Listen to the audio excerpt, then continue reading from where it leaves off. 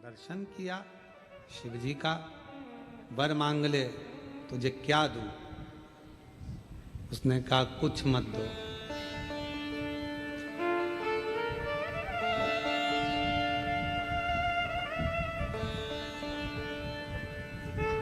कुछ मत दो। मैंने मांगने के लिए यहाँ थोड़ी ना बैठा था, मैं तो उसके लिए बैठा था, वो चली गई तो अब क्या मांगू आपसे। वो दंडी था, फिर भी शिव प्रसन्न थे। अभी तो तू इतना सुंदर नहीं है कि तेरे पर कोई मोहित हो। मैं वर देता हूं तुझको, आज शिवरात्रि की रात्रि में तू मेरे मंदिर में बैठा इंतजार करा, भले स्त्री का करा, पर रात भर जागा है मेरे मंदिर के अंदर।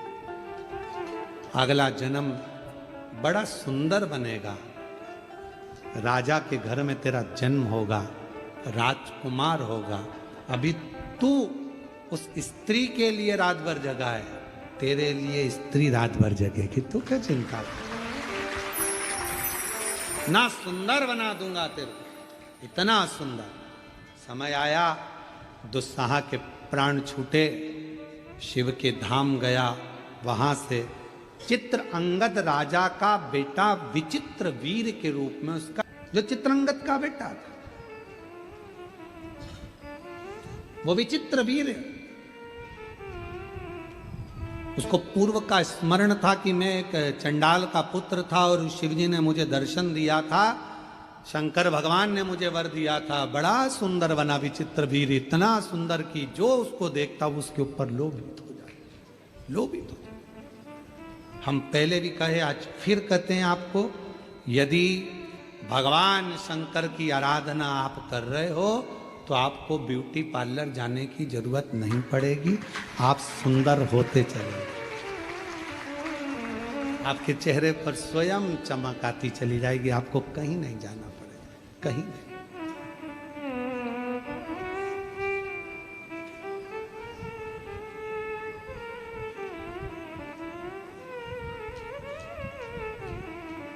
आप शिव की भक्ति करो, कोई आपको चाहे स्मरण करे ना करे, पर भगवान की भक्ति अविरल भक्ति होता है। कई बार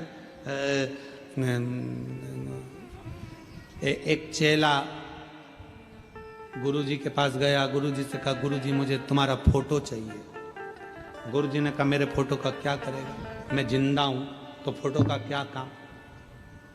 नहीं गुरुजी, दुकान पे लगाने के लिए चाहिए। गुरुजी ने कहा दुकान पे क्यों लगाना।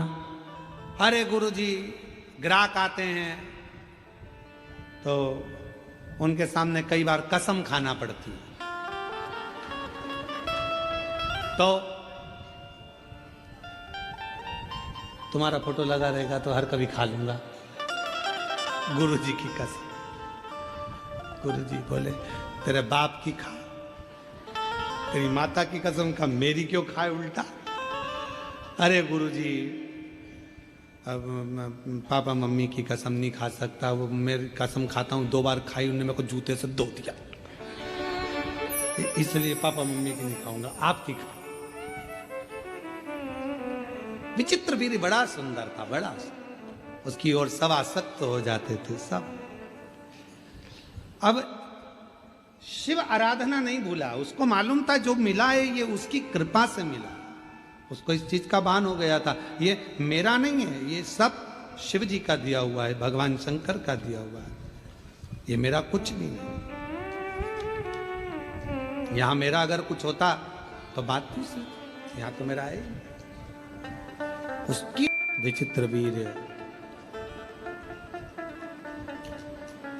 भगवान शिव की भक्ति को नहीं भूला, शिव की आराधना को नहीं भूला।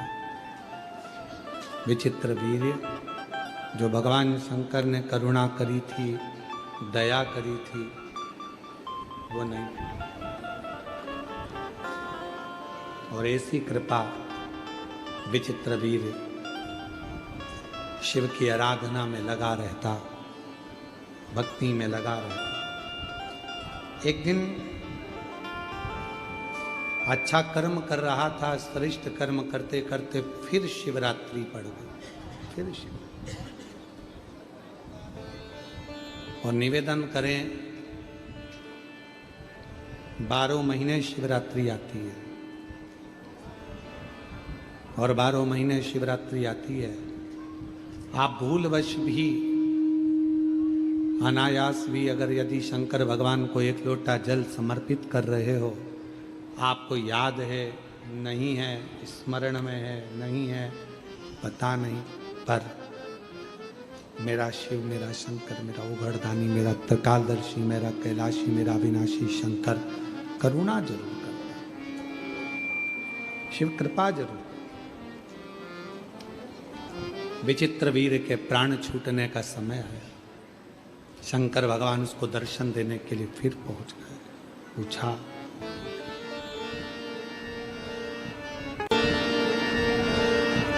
शिव जी ने फिर पूछा, अब कुछ चाहिए?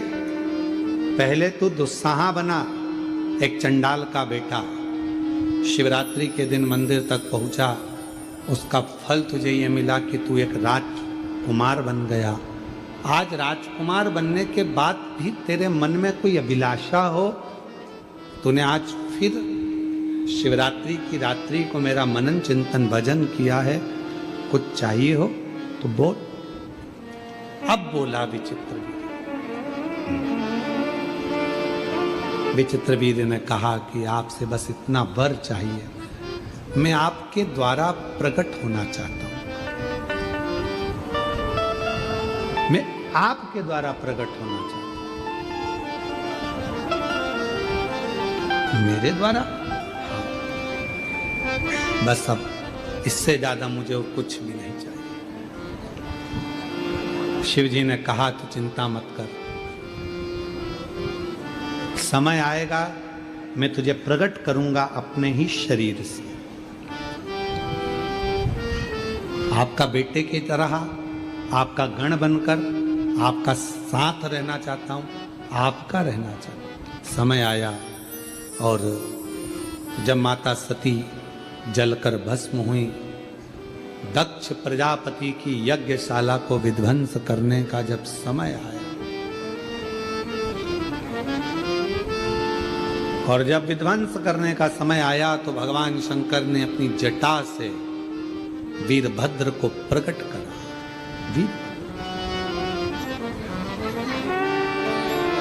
ये जो विचित्र वीर है, यही जो दुस्साह बना, विचित्र वीर बना, फिर बाद में वही भगवान शंकर की जटा से प्रकट होकर वीरभद्र बन गया। वही शिव जी ने अपना गण बना लिया, शंकर भगवान ने उसको अपना बनाकर अपना स्वीकार कर लिया, अपने ये मेरा है। जाओ वीरभद्र, पूरी यज्ञशाला को विध्वंस कर दो। और वीरभद्र ने जाकर पूरी यज्ञशाला को विध्वंस किया। जो सती माता जलकर भस्म हुई थी, वही हिमालय राज के घर में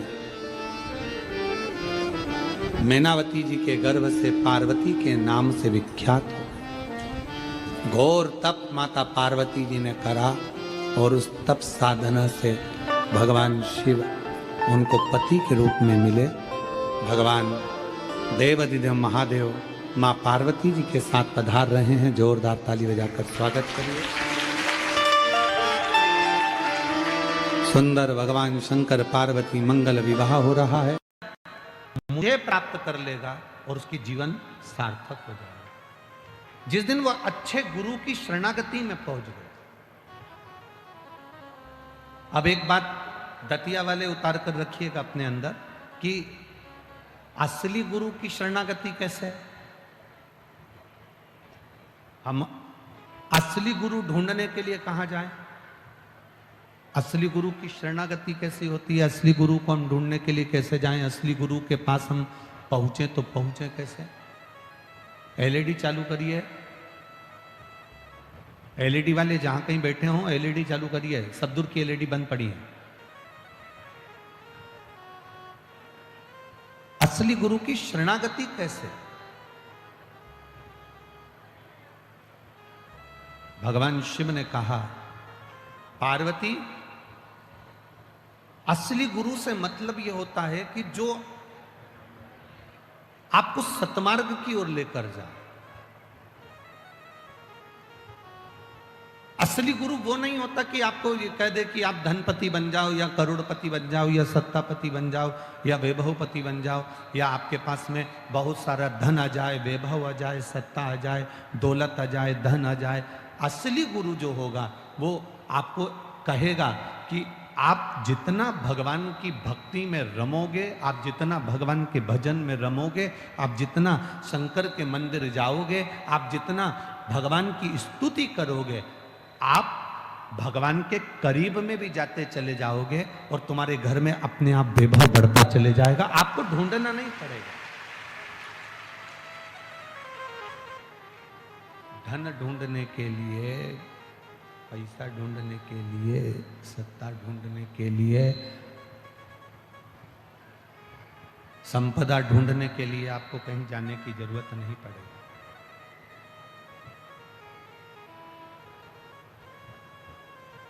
बस आप भगवान की शरणागति को जितना ग्रहण कर सकते हो। आज सोमवार के व्रत किस किस के हैं? बहुत सारों के। धर लो वापिस धर लो।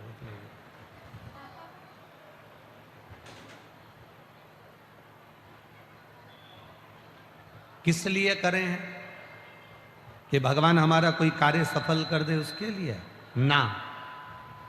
जब भी सोमवार के व्रत करना, जब भी भगवान शिव की आराधना करना, भगवान शंकर की पूजन करना, ये सोचकर मत करना कि भगवान हमको ये वैभव दे देगा या धन दे देगा या दौलत दे देगा या सत्ता दे देगा या धन दे देगा। व्रत करना तो ये सोचकर करना कि बाबा देवाधिदेव महादेव अपनी शरणागति देना, और एक बार तू मेरा हाथ पकड़ लेना। बस तूने पकड़ लिया तो जिंदगी में कभी डूबने वाली नहीं। बस तू पकड़ कर।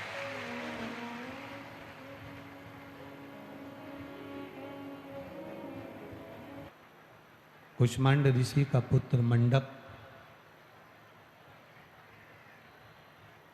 जिस दिन श्रेष्ठ गुरु की शरणागति में पहुंच गया, उस दिन उसे फिर भटकना नहीं पड़ेगा। वो कहीं भटकेगा नहीं।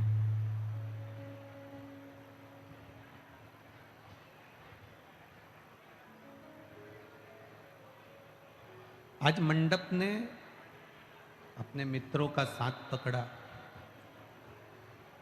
थोड़ा चोरी करने लगा, थोड़ा धन चुराने लगा। आ रही आवाज?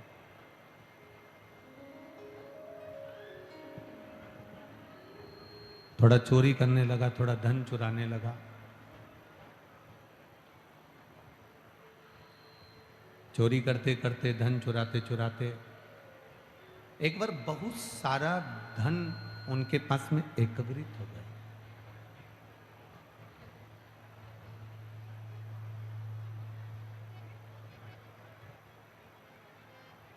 और जब बहुत सारा धन एकत्रित हुआ तो मित्रों ने मंडप को मार दिया। अधमरा छोड़कर उसको जमीन पर पटक कर चले गए। अब जरा शिव की कृपा देखिएगा, शंकर की करुणा देखिएगा। अधमरा छोड़कर आधा मरा हुआ जानकर उनको लगा कि मर गया, इसकी श्वास रुक गई है, ये प्राण त्याग दिए, प्राण छोड़ दिए और ये चला, ये मर गया।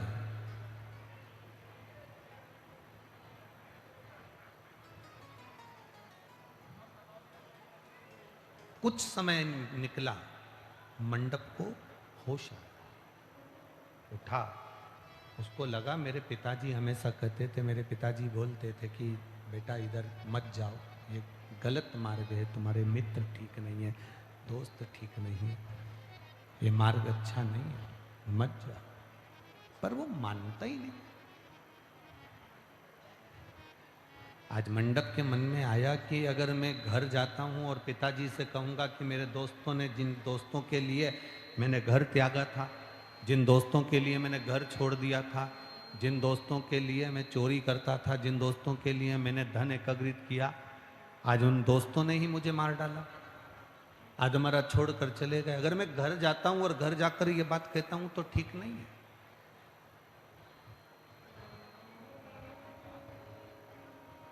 किस मुंह से हम घर जाएं? हम बेटियों से एक बात कहते आए, आज फिर इस दतिया की पावन धरा से कहना चाहें। मेरा बेटियों से निवेदन है, तुम्हारे घर में कितना भी झगड़ा हो जाए, तुम्हारे घर में कितनी भी लड़ाई हो जाए, आपस में कितना भी सास से, ससुर से, पति से, जेठानी से, देवरानी से कितना भी झगड़ा कर, पर निवेदन केवल इतना सा है कि अपने घर की देहली छोड़कर कभी कहीं मत जाओ।